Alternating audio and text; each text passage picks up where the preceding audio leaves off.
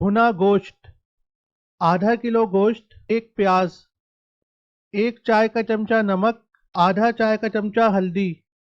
एक चाय का चमचा लाल मिर्च, एक खाने का चमचा सूखा धनिया, खाने का चमचा अदरक लहसुन का पेस्ट, एक कप पानी, गोश्त को उबाल लें, आधा कप तेल, दो टमाटर, उबला हुआ गोश्त,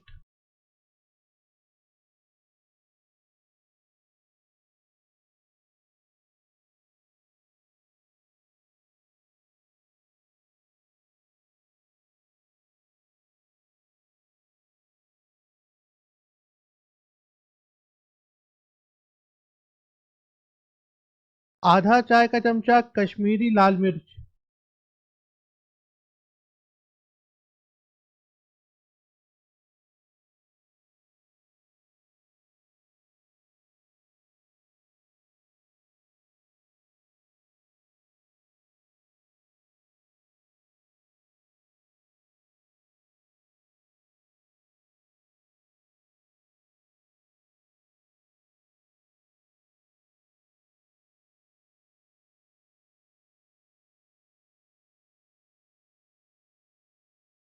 उबले हुए गोश्त का पानी,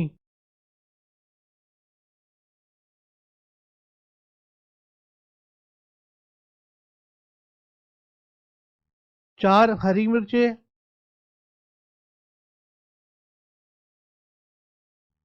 दो खाने के चमचे